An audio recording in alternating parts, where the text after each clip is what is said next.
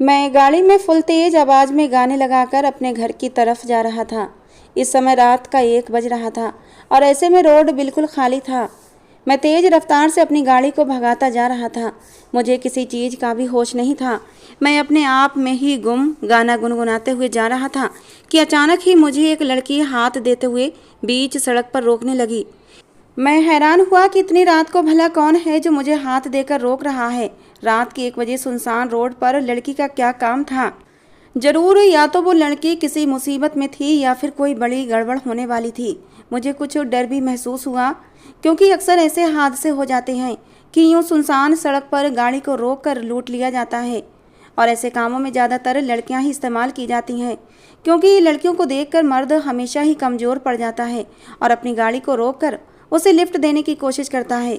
जैसे ही लड़की को लिफ्ट देने के लिए गाड़ी को रोका जाता है, आसपास छिपे लड़की के साथी फौरन ही निकल आते हैं और वो गाड़ी वाले को लूट लेते हैं। गाड़ी की हेडलाइट में उसकी रंगत दूध की तरह सफ़ेद चमक रही थी। ब्राउन घने बाल जो कि इस समय खुले हुए थे और हवा से इधर उधर बिखर गए थे। मैंने अपनी गाड़ी फौरन ही रोक दी थी और बाहर निकल आया, जबकि वो लड़की मेरे पास भागकर आई थी। उसके आने का जो अंदाज था मुझे इस बात से आगाह कर चुका था कि वो लड़की देखने में तो बहुत खूबसूरत है लेकिन दिमागी तौर पर पागल है। मेरा हाथ पकड़ते हुए कहने लगी, भैया भैया मुझे मेरे घर छोड़ दें। देखे ना कितना अंधेरा हो गया है और मुझे अंधेरे से डर लगता है। मुझे अपने घर का रास्ता याद नहीं आ रहा। प्लीज़ भैया मुझे मेरे घर छोड़ दें। उसने मेरा हाथ पकड़ा था कि मेरे पूरे शरीर में एक करंट सा दौड़ गया था। मैं अपने होश तो उस हसीन लड़की को देखकर ही खो बैठा था।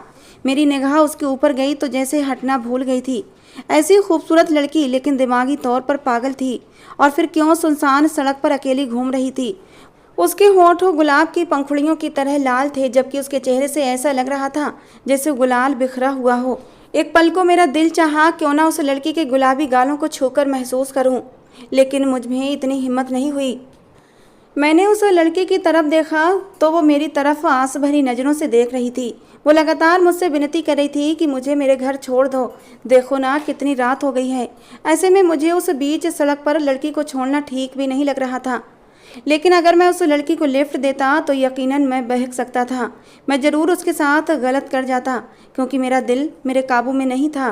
मेरा दिल मुझे बेईमानी पर उकसा रहा था। मैंने जल्दी से खुद को संभाला और अपना सर नामे हिलाने लगा और मैं वहाँ से जाने के लिए अपनी गाड़ी में बैठने लगा क्योंकि मैं समझ चुका था कि मेरी नीयत उस पर ख़राब हो गई है और मैं उसके साथ थोड़ी देर और रुकता तो मैं कुछ कर जाता और ये मेरा ज़मीर मुझे गवारा नहीं कर रहा था। लेकिन अभी मैं गाड़ी में बैठ भी नहीं पाया था कि दूर से कहीं कुत्ते के भौंकने की आवाज़ आई थी। डर की वजह से वो लड़की मुझसे लिपट गई थी। रोते हुए कहने लगी, प्लीज़ भैया मुझे मेरे घर छोड़ दो, मेरी माँ परेशान हो रही होंगी। उसकी आंखों में डर की वजह से आंसू चमकने लगे थे। उसकी आवाज़ भी रोने की वजह से भरा गई थी। इस समय वो इतनी मासूमियत से बोल रही थी कि मुझे उस पर अचानक ही प्यार आ गया। मैंने उसे खुद से छुड़ाने की कोशिश की लेकिन वो डर की वजह से मुझसे लिपटी हुई थी। अब वो मैं अपने ऊपर और कंट्रोल नहीं कर सकता था। मेरी पकड़ उस लड़की की कमर पर मजबूत होती चली गई। अचानक ही मेरे लब उसके गालों तक चले गए थे। उसके गुलाबी गालों पर मैंने अपने प्यार की मोहर लगा दी थी। मेरी पकड़ मजबूत से मजबूत होती जा रही थी और वो मेरी बाहों में कसमसा रही थी, जबकि मैंने उसे और भी जोर से भींच लिया था। जी चाहा मैं इस प्यारी सी लड़की को अपने अंदर कहीं समा लूं, जबकि वो अब मुझसे छूटने की कोशिश कर रही थी और अब की बार मैंने उसे छोड़ दिया था। लेकिन मैंने उसके गालों को अपने दोनों हाथों में लेकर उसका नाम पूछा था। मैंने कहा, तुम्हारा नाम क्या है? तुम कहाँ रहती हो, मुझे ये तो बताओ, तभी तो मैं तुम्हें तुम्हारे घर छोड़कर आऊँगा। मेरी बात सुनकर वो अपनी चुन्नी को अपने हाथ में लपेटते हुए कहने लगी, मेरा नाम तो मेरी मम्मी ने रखा है, मेरा नाम रिया है। आपका नाम क्या है? वो सिर्फ देखने में ही नहीं बल्कि बोलने में भी मासूम थी। उसका दिमाग बिल्कुल बच्चों जैसा था, इसलिए वो बच्चों जैसी हरकतें कर रही थी। मैं तो हैरान था, इतनी प्यारी खूबसूरत लड़की इतनी रात को यहाँ क्या कर रही थी। मैंने कहा, तुम्हारा नाम तो बहुत ही प्यारा है, बिल्कुल तुम्हारी तरह। मैंने उससे उसके घर का पता पूछा तो वो अपने बैग से कुछ निकाल कर मेरे हाथ पर रख चुकी थी। मैंने देखा तो उसके घर का एड्रेस था। साथ में ये विनती की गई थी कि अगर आपको रास्ते में ये लड़की कहीं मिल जाए तो भगवान के लिए इसको घर तक पहुँचा देना, आपकी बड़ी कृपा होगी। उसके घर वालों ने ही उसके बैग में ये पर्ची डाली होगी। शायद वो लड़की पहले भी कई बार गुम हो चुकी थी और इसीलिए उसके बैग में उसके घर वालों ने ये पर्ची डाल दी थी कि कोई ना कोई उसे उसके घर तक पहुंचा दिया करेगा। उसका घर कुछ ही दूरी पर था। मैंने कुछ सोचकर उसको लिफ्ट दे दी, लेकिन मेरी ये सबसे बड़ी गलती साबित हुई थी, क्योंकि जैसे ही वो गाड़ी में बैठी थी उससे पहले ही हवा के झोंके से उसकी चुन्नी उड़कर दूर जा गिरी थी। वो बिना चुन्नी के ही अब मेरी गाड़ी में बैठ चुकी थी। उसका खूबसूरत सरापा मेरी आंखों के सामने बार बार आ रहा था। मैं कोई मजबूत कैरेक्टर का मालिक नहीं था। यूँ कहना चाहिए कि खूबसूरत लड़कियाँ मेरी कमजोरी थीं। इससे पहले भी मैं कई लड़कियों से दोस्ती रख चुका था और ये दोस्ती मेरी हर हद पार कर जाती थी। लड़की के साथ संबंध मैं लड़की की मर्जी से ही बनाता था, लेकिन ये पहली लड़की थी कि बिना लड़की की मर्जी के ही मेरा दिल उस पर बेईमानी करने के लिए उकसा रहा था। वो गाड़ी में बैठ चुकी थी। अपने नाखूनों को चबाते हुए वो खिड़की से इधर उधर देखने की कोशिश कर रही थी। शायद वो इस समय बहुत ज़्यादा डरी हुई थी। मेरा दिल बार बार कह रहा था कि ये खूबसूरत गलती कर लेनी चाहिए। मैं खामोशी से ड्राइव कर रहा था, जबकि वो लगातार मुझसे कुछ न कुछ बोलती ही जा रही थी, जबकि मेरी गंदी निगाहें उसके शरीर के आर पार हो रही थीं और उसे इस बात का बिल्कुल भी एहसास नहीं था। मेरे अंदर का दरिंदा जाग चुका था। मैंने अचानक ही गाड़ी को एक सुनसान जगह पर रोक दिया। कहने लगी, भैया आपने गाड़ी यहाँ क्यों रोक दी? यहाँ तो कहीं भी आसपास मेरा घर दिखाई नहीं दे रहा। मैंने कहा, अभी थोड़ी देर में ही हम घर चलेंगे। ये कहते हुए मैं गाड़ी की पिछली सीट पर आ गया था। धीरे धीरे मैं उसके करीब होता चला गया और देखते ही देखते मैं उस पर पूरी तरह हावी हो गया था। पहले तो वो कुछ समझ ही नहीं पाई थी, लेकिन जब मैं हद से बढ़ गया तो वो पूरी तरह कांप उठी थी। रोती रही, चिल्लाती रही, मेरे नीचे से निकलने की हर मुमकिन कोशिश करती रही, लेकिन मैंने उसको इस तरह से काबू किया हुआ था कि वो मेरी पकड़ से आज़ाद नहीं हो पा रही थी। वो लगातार एक ही बात कह रही थी, भैया मुझे छोड़ दो, मुझे दर्द हो रहा है, मुझसे बर्दाश्त नहीं हो रहा, मुझे मम्मी के पास जाना है। लेकिन मैंने उसे छोड़ने के लिए लिफ्ट नहीं दी थी। मैं तो उसके साथ कुछ और पल गुजारना चाहता था और देखते ही देखते मैंने उसके साथ वो सब कुछ कर दिया जिसके बारे में शायद मैंने सोचा भी नहीं था, लेकिन हो गया था। आज से पहले मैंने कभी भी बिना लड़की की मर्जी के कुछ भी नहीं किया था, लेकिन आज ज़िंदगी में ये पहली बार था। शैतान मेरे ऊपर पूरी तरह हावी हो चुका था। थोड़ी देर बाद ही मैंने उस लड़की को थोड़ी दूर पर जाकर छोड़ दिया था, लेकिन इस बात का ख्याल किया था कि उसे उसके घर के करीब ही छोड़ा था। उसे गाड़ी से उतार कर मैं जल्दी से अपनी गाड़ी निकालता हुआ घर आ गया था, लेकिन पता नहीं क्यों मेरे अंदर एक बेचैनी भरी हुई थी। आज जो कुछ भी मैंने किया था मेरा ज़मीर गवारा नहीं कर रहा था। अंदर ही अंदर शर्मिंदगी मुझे मार रही थी। वो मासूम दिमागी तौर पर पागल लड़की मेरी हवस का शिकार हुई थी। उस लड़की के साथ बिताए गए पल का नशा अब भी मेरे दिमाग पर सवार था, जिसे मैं निकालने की हर मुमकिन कोशिश कर रहा था। घर आया तो मुझे मेरी माँ मेरा इंतज़ार करती हुई मिली थी। बहुत ज़्यादा परेशान थी। कहने लगी, हार्दिक इतना लेट कैसे हो गए? तुम्हें तो आने में ज़्यादा से ज़्यादा बस 11 बज जाते हैं, लेकिन आज तो 2 बजे वापस आए हो। माँ की बात सुनकर एक पल को मेरे सामने उस लड़की का खूबसूरत बदन घूम गया था, लेकिन मैंने फ़ौरन ही वो ख्याल झटक दिया था और माँ के सामने ये बात बिल्कुल भी नहीं लाया था कि मैं इस वक्त कहाँ से आ रहा हूँ। अगर मेरी माँ को ज़रा भी शक हो जाता तो या तो मेरी माँ खुद को ख़त्म कर लेती या फिर मेरी ही जान ले लेती।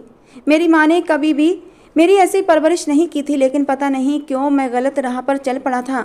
मेरी माँ को अपनी परवरिश पर बड़ा ही भरोसा था। माँ के जानने में मैं एक बहुत ही शरीफ संस्कारी बच्चा था और मेरी माँ को मुझ पर बड़ा ही गर्व था। मैं जल्दी से अपनी माँ से नज़रें चुराने लगा। मैं नहीं चाहता था मेरी माँ को पता चले कि आज मैंने एक लड़की की इज्जत ख़राब की है। और फिर भगवान ने मुझे भी 2 बहनें दी थीं। मेरी माँ हमेशा ही इस बात के खिलाफ थी कि किसी भी लड़की के साथ ज़्यादती न की जाए। माँ कहने लगी, अच्छा ऐसा कर, हाथ मुंह धोकर आ जा, मैं खाना गर्म करती हूँ। लेकिन पता नहीं क्यों खाना खाने का मन ही नहीं कर रहा था। मैंने कह दिया कि माँ, मैं बाहर से खाना खाकर आया हूँ, आप जाकर सो जाएं। मैं अपने कमरे में आ गया था। तबीयत अजीब सी भारी भारी हो रही थी। हर पल मेरी आंखों के सामने वही लड़की आ रही थी। उसकी दर्द भरी सिसकियाँ मुझे सुनाई दे रही थीं। जैसे तैसे मेरी आँख लगी थी, लेकिन कुछ ही देर बाद मेरी आँख दोबारा खुल गई थी। मैं लगातार उसी लड़की के बारे में सोच रहा था। न जाने वो लड़की अपने घर पहुंच पाई होगी या नहीं, या फिर कहीं किसी और ने तो मेरी तरह उसके साथ जुल्म न किया हो। मुझे अजीब सी शर्मिंदगी ने घेर लिया था। वो रात मेरे लिए बहुत ही तकलीफ भरी साबित हुई थी। रात के आखिरी पहर मैं बहुत ही बेचैन होकर उठा था। मैंने जल्दी से अपनी गाड़ी निकाली और वापस उसी रास्ते पर डाल दी जहाँ पर मैंने उस लड़की को छोड़ा था। मेरा दिल अजीब ही हालत का शिकार था। मैं जानता था अगर मुझे वहाँ पर किसी ने उस लड़की के साथ देख लिया तो लेने के देने पड़ सकते थे। मेरी सारी पोल पट्टी खुल जाती और सारा इल्ज़ाम मेरे ऊपर आ जाना था। लेकिन मुझे इस वक्त किसी भी चीज़ की कोई परवाह नहीं थी और ना ही कोई डर था। मुझे बार बार उसी लड़की का मासूम चेहरा याद आ रहा था। मुझे तो उस पागल लड़की का ख्याल था जिसका नाम रिया था।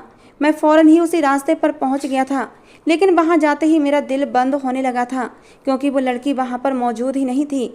मैंने इधर उधर उसे ढूंढा, लेकिन वो मुझे नहीं मिली। एकदम मेरे दिल में ख्याल आया शायद उसके घर वाले उसको लेकर जा चुके होंगे।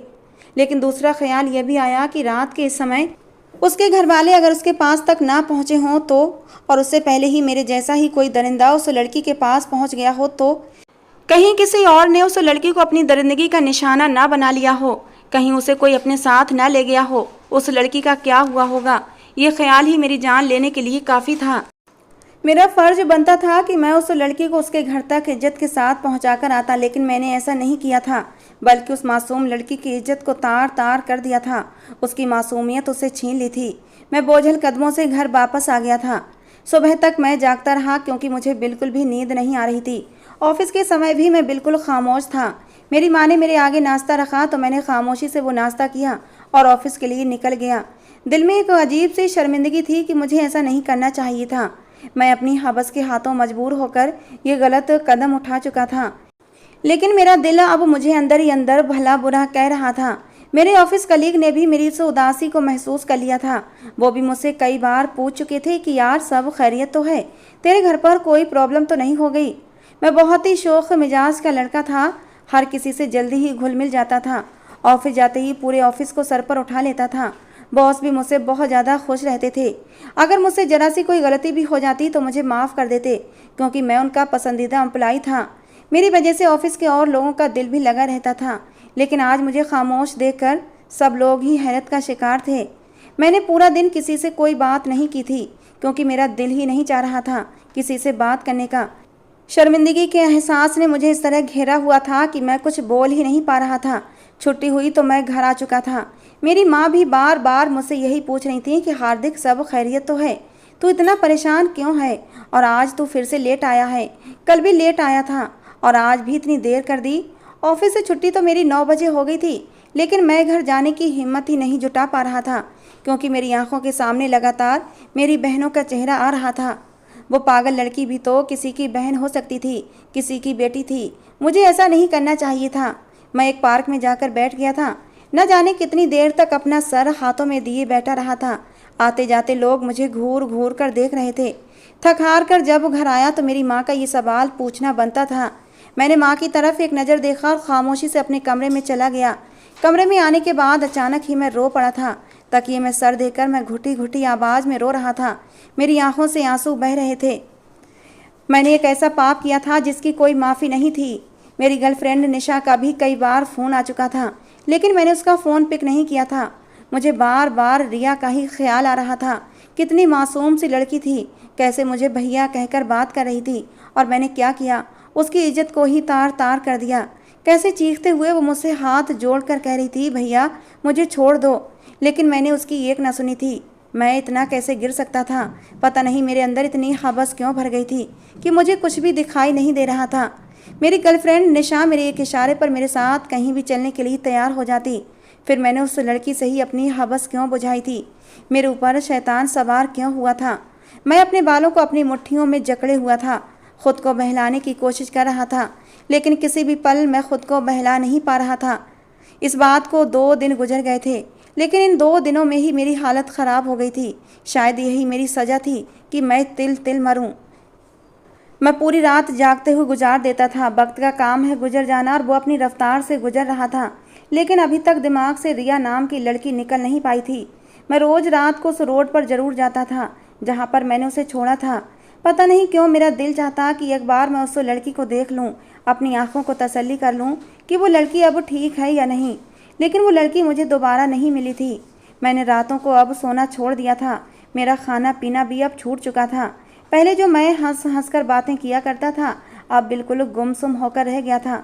सब लोग ही मेरी इस हालत से परेशान थे, और अब तो नाराज़ भी रहने लगे थे। मेरी माँ तो कई बार मुझसे इस बात की शिकायत कर चुकी थी कि तुझे हुआ क्या है, तूने तो बोलना ही छोड़ दिया है।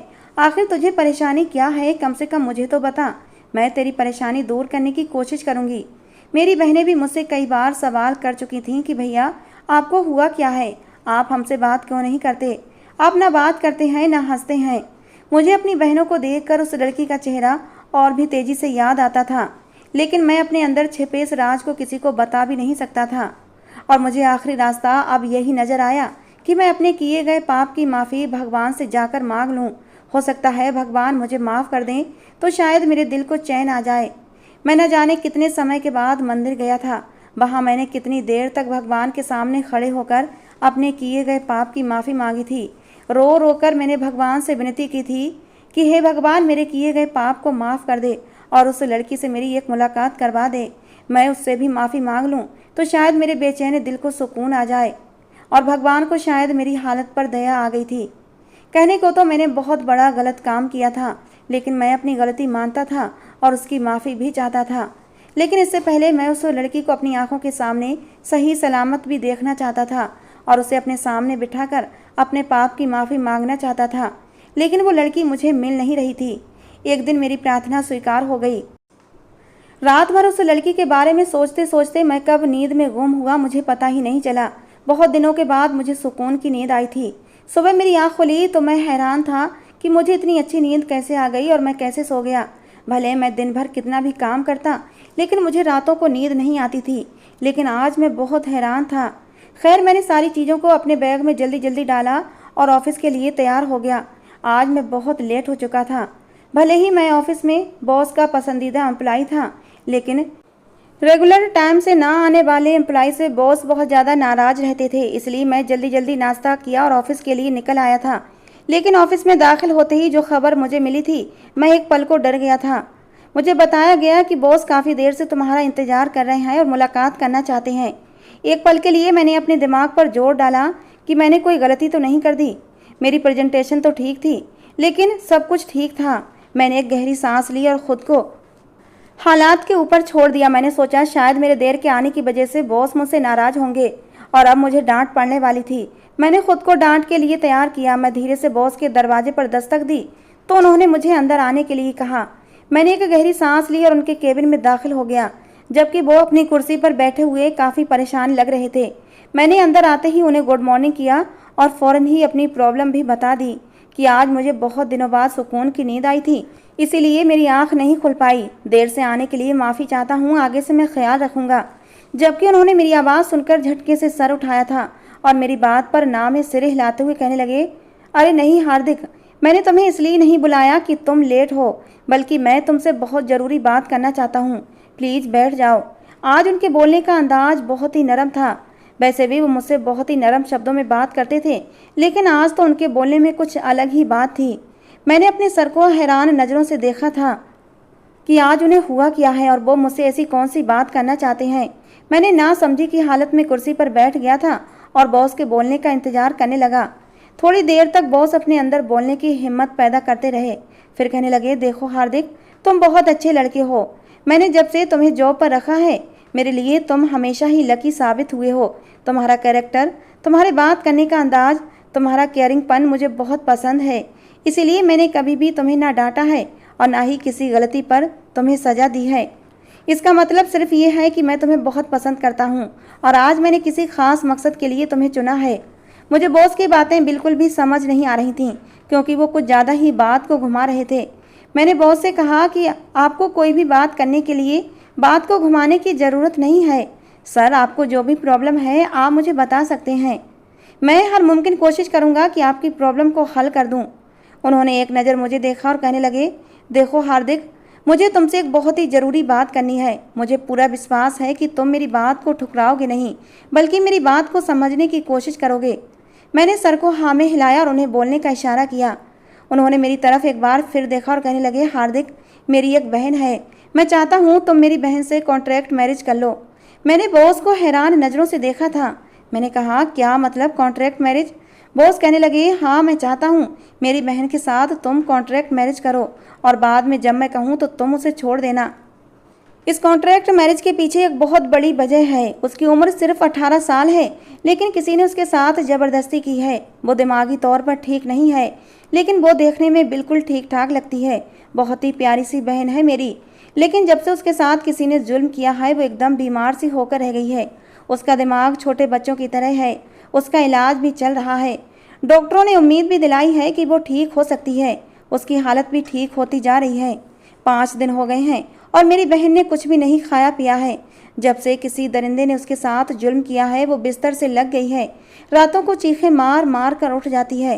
5 दिन में ही मेरी गुलाब जैसी बहन मुरझाकर रह गई है। डॉक्टरों ने कहा है कि अगर इसकी शादी कर दी जाए तो ये अपने साथ हुए जुल्म को भूल सकती है।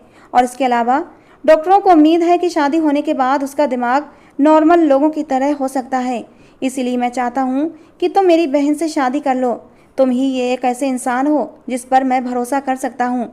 जब मेरी बहन पूरी तरह ठीक हो जाए तो तुम बेशक उसे छोड़ देना। मैं तुम्हें एक अच्छी पोस्ट पर अपने ऑफिस में जगह दे दूंगा। इसके अलावा भी मेरे बहन के हिस्से की जितनी भी प्रॉपर्टी है वो भी तुम्हारे नाम कर दूंगा। बस मेरी बहन को मरने से बचा लो। अगर उसका यही हाल रहा तो वो कुछ ही समय की मेहमान है। मैं अपनी बहन को अपनी आंखों के सामने मरता हुआ नहीं देख सकता। बिल्कुल छोटी सी थी जब मेरे पापा ने मेरी बहन को मेरी गोद में दिया था। मेरे जन्म के 10 साल बाद मेरी बहन पैदा हुई थी। मेरी बहन सिर्फ 1 साल की थी कि पापा को एक लाइलाज बीमारी हो गई। उनके पास ज़्यादा समय नहीं था। उन्होंने मुझसे वादा लिया था कि मेरी बेटी का हमेशा ख्याल रखना, ये अब तुम्हारी जिम्मेदारी है। मैंने उसे हमेशा अपनी बेटी बनाकर पाला है, लेकिन उसके पागलपन का किसी ने फ़ायदा उठाया और उसके साथ जुल्म कर दिया। और अब मैं उसे मरते हुए नहीं देख सकता। मेरे दिमाग में एकदम ही हलचल सी मच गई थी। मैंने अचानक ही बॉस की तरफ देखा और उनसे जल्दी से सवाल किया, आपकी बहन का नाम रिया है? मेरे सवाल पर वो एकदम चौंक गए और सर हाँ में हिलाते हुए कहने लगे, हाँ मेरी बहन का नाम रिया है। लेकिन तुम्हें कैसे पता? जबकि मैंने जल्दी से आंखें बंद करके मन ही मन भगवान को याद किया था और उसका धन्यवाद किया कि उसने मुझे रिया से मिला दिया था। मैंने बॉस की तरफ देखते हुए हाँ में सिर हिलाते हुए शादी की रजामंदी दे दी थी कि मैं रिया से शादी करने के लिए तैयार हूँ। अगर आप कहें तो मैं अभी के अभी उसे शादी कर सकता हूँ। मेरी ये बेताबी देखकर बॉस हैरान थे। कहने लगे, सब खैरियत तो है? कुछ हुआ है क्या? और तुम मेरी बहन को क्या पहले से जानते हो? जबकि मुझे अपनी अचानक जल्दबाजी पर अफसोस हुआ था, क्योंकि मेरे बॉस बार बार मुझसे एक ही सवाल कर रहे थे कि तुम रिया को कैसे जानते हो, और जिसका मेरे पास कोई जवाब नहीं था। मैंने जल्दी से बहाना बनाया कि मुझे एक बार आपकी बहन रास्ते में मिल गई थी और उसने अपना नाम रिया बताया था। बहुत ही मासूम सी थी, इसलिए मुझे उसका नाम याद आ गया। बॉस मेरी बात सुनकर धीरे से मुस्कुराए और कहने लगे, हाँ मैं उसकी ही बात कर रहा हूँ। वो अक्सर घर से निकल जाती है, रोड पर घूमती रहती है। ऐसे ही वो रोड पर घर से थोड़ा दूर चली गई थी और किसी दरिंदे ने उसकी मासूमियत का फ़ायदा उठा लिया। इस हादसे ने उसकी पूरी ज़िंदगी तबाह कर दी है। वो एकदम खामोश हो गई है। कोई भी उसके पास जाने की कोशिश करता है या उसे छूना चाहता है तो वो चीखने लगती है। उसकी हालत दिन ब दिन ख़राब होती जा रही है। इसीलिए मैं चाहता हूँ कि उसकी शादी हो जाए ताकि उसको कोई संभालने वाला हो। उसे इस वक्त इमोशनल सपोर्ट की ज़रूरत है और इसके साथ साथ एक शादीशुदा ज़िंदगी की भी ज़रूरत है। मैंने फ़ौरन ही उन्हें अपनी रजामंदी दे दी थी और उन्हें शादी की तारीख भी दे दी। 15 दिन बाद ही मेरी शादी रिया से तय हो गई थी। मेरी माँ और मेरी बहनें तो हैरान थीं कि मैं ऐसा कैसे कर सकता हूँ। मेरी माँ कहने लगी, ऐसे तुम कैसे इतनी जल्दबाजी में शादी कर सकते हो? ना लड़की देखी ना उसके घर वालों की जान पहचान की, हम ऐसे कैसे शादी कर सकते हैं? और जब मेरी माँ को पता चला लड़की दिमागी तौर पर पागल है तो मेरी माँ तो गुस्से से पागल हो गई थी। कहने लगी, ऐसे कैसे मैं एक पागल लड़की को अपनी बहू बना सकती हूँ? तुम ऐसा कैसे कर सकते हो हार्दिक? कहीं तुम भी तो पागल नहीं हो गए? एक बार फिर सोच लो, तुम एक पागल लड़की के साथ जिंदगी कैसे गुजारोगे? ये तो मैं भी नहीं जानता था कि मैं रिया को कैसे संभालूंगा, और मैं इस बात से डरा हुआ भी था जब वो मेरा चेहरा देखेगी तो वो मेरे साथ किस तरह का व्यवहार करेगी। लेकिन मैंने सोच लिया था कि मैं रिया से शादी जरूर करूंगा, क्योंकि मेरे किए गए पाप का यही पश्चाताप था। मुझे किसी न किसी तरह तो उसे संभालना ही था, क्योंकि जो कुछ भी हुआ था मेरी वजह से हुआ था। मैंने उस मासूम लड़की की ज़िंदगी को ख़राब किया था और अब मुझे ही उसे ज़िंदगी की तरफ वापस लाना था। 15 दिन पर लगाकर उड़ चुके थे और वो दिन भी आ गया जब रिया मेरी ज़िंदगी में आने वाली थी। उधर मेरी माँ अब भी शादी के लिए राजी नहीं थी। उन्होंने साफ मना कर दिया कि हार्दिक, मैं तुम्हारी शादी में नहीं जाने वाली। भला मेरा इकलौता बेटा और उसकी शादी मैं एक पागल लड़की से करवा दूं? ऐसा हो ही नहीं सकता। लेकिन जब मैंने अपनी माँ को अब मरने की धमकी दी तो मजबूरन मेरी माँ को मानना पड़ा। हम लोग बारात लेकर अपने बॉस के घर पहुँच चुके थे। सारी रस्में बहुत ही आराम से हो गई थीं, क्योंकि मैंने अपने चेहरे पर सेहरा लगाया हुआ था ताकि रिया मेरा चेहरा न देख पाए। बॉस ने बताया था कि जब से रिया को खबर मिली है कि उसकी शादी होने वाली है जैसे वो अपने गुड्डे गुड़ियों की शादी करती है, ठीक वैसे ही तब से रिया की हालत थोड़ी थोड़ी सुधरने लगी है। वो अपने साथ किए गए जुल्म को धीरे धीरे भूलने लगी है। मैंने भी रिया को देखा तो उसकी चमकती हुई रंगत धुंधली पड़ चुकी थी। आंखें उसकी सूजी सूजी सी लग रही थीं। रिया की हालत देखकर मुझे एक बार खुद पर फिर से शर्म महसूस हुई थी। बार बार मेरे चेहरे को छूकर खुश हो रही थी। मैं जानता था जब वो मेरा चेहरा देखेगी तो इस तरह दोबारा कभी खुश नहीं होगी। मेरे बॉस ने मेरे आगे हाथ जोड़कर विनती की थी कि मेरी बहन का ख्याल रखना। जाने अनजाने में अगर उससे कोई गलती हो जाए तो उसे माफ़ कर देना। मैंने अपने बॉस के हाथों को थामकर उन्हें विश्वास दिलाया था कि आप निश्चिंत रहें, अब रिया मेरी पत्नी है। आपकी बहन के साथ साथ वो मेरी पत्नी है और मेरी जिम्मेदारी है। मेरे इस तरह विश्वास दिलाने पर रिया की माँ भी बहुत ज़्यादा खुश हुई थी। उन्होंने आगे बढ़कर मुझे आशीर्वाद दिया। कहने लगी, आज के ज़माने में ऐसे इंसान बहुत कम होते हैं। भगवान करे तुम्हारी ज़िंदगी में कभी कोई दुख ना आए। तुम इंसान नहीं बल्कि भगवान हो। मैंने कहा, नहीं आंटी जी, मुझे भगवान का स्थान मत दें। मैं तो एक इंसान हूँ और इंसान हमेशा ही गलतियों का पुतला होता है। मुझसे भी गलतियाँ हुई होंगी और शायद भगवान ने मेरी गलतियों के पश्चाताप के लिए ही मुझे इस नेक काम के लिए चुना है। मैं जानता था कि मैंने कितना बड़ा पाप किया है और मुझे इस तरह अपनी तारीफ सुनकर बिल्कुल भी अच्छा नहीं लगा था। मैं रिया का हाथ पकड़कर उसे अपनी गाड़ी तक ले आया था।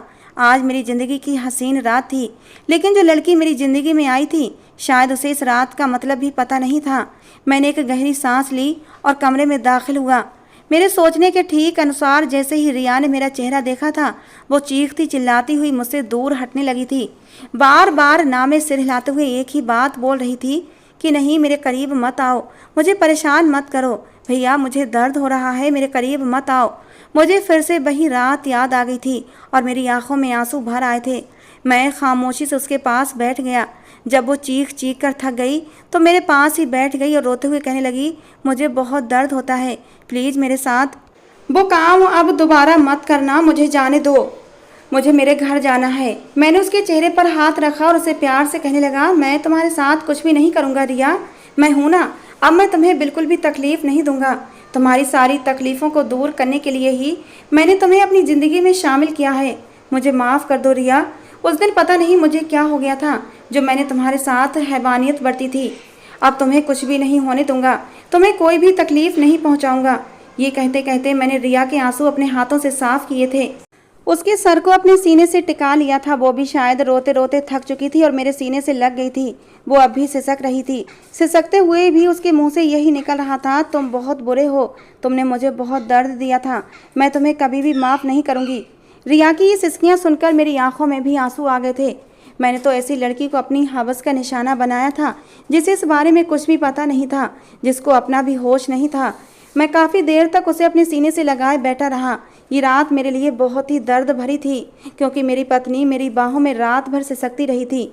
अगली सुबह तक उसकी हालत काफ़ी ठीक थी। ना वो अब रो रही थी ना ही कुछ बोल रही थी, बस मुझे ही देख रही थी। मैंने रिया को प्यार से अपने पास बिठाया, उसके बालों को सहलाते हुए कहने लगा, रिया उस दिन मेरी तबीयत ठीक नहीं थी, इसलिए उस दिन मैंने तुम्हें दर्द पहुंचाया था, लेकिन देखो आज की रात मेरी तबीयत ठीक थी और मैंने तुम्हें बिल्कुल भी दर्द नहीं दिया है। अब तुम मेरी शिकायत किसी से भी मत करना, और अगर तुम मेरी शिकायत किसी से नहीं करोगी तो मैं तुम्हें ढेर सारी चॉकलेट्स ला कर दूंगा। मैं उसे इस बात के लिए मनाना चाहता था कि कहीं वो किसी के सामने ये ना कह दे कि मैं ही वो दरिंदा इंसान हूँ जिसने उसकी इज्जत खराब की थी। चॉकलेट का नाम सुनकर रिया फौरन ही मान गई थी। खुश होते हुए कहने लगी, हाँ ठीक है, मैं आपकी शिकायत भैया से नहीं करूँगी और ना ही अपनी मम्मी को बताऊँगी, लेकिन आप मेरे लिए ढेर सारी चॉकलेट्स लेकर आना। मैंने कहा ठीक है, मैं तुम्हारे लिए ढेर सारी चॉकलेट्स लेकर आऊँगा। कहने लगी, अच्छा ठीक है, लेकिन एक वादा करो कि अब आप मुझे चोट भी नहीं पहुँचाओगे, मुझे दर्द भी नहीं दोगे। मैंने कहा, रिया मैं तुम्हें कभी भी कोई दर्द नहीं दूंगा, तुम हमेशा मेरे साथ रहोगी, मैं हमेशा तुम्हें बहुत ही प्यार से रखूँगा। रिया अब मेरे ऊपर विश्वास करने लगी थी। धीरे धीरे हमारी शादी को 3 दिन गुजर चुके थे। रिया मुझसे धीरे धीरे अब बातें भी करने लगी थी, लेकिन उसकी बातों में वही बचपना होता था। बहुत ही मासूम सी बातें करती थी। मैं उसका बहुत ख्याल रखता था, उसकी सारी बातें मानता, रोज उसके लिए चॉकलेट और आइसक्रीम लेकर आता। अब रिया मुझसे खुश रहने लगी थी, मेरी सारी बातें मानती थी। मेरी माँ का दिल भी रिया की मासूम हरकतों से पिघल गया था। वो भी रिया का बहुत ख्याल रखती थी। मेरी बहनों के साथ रिया काफ़ी घुल मिल गई थी।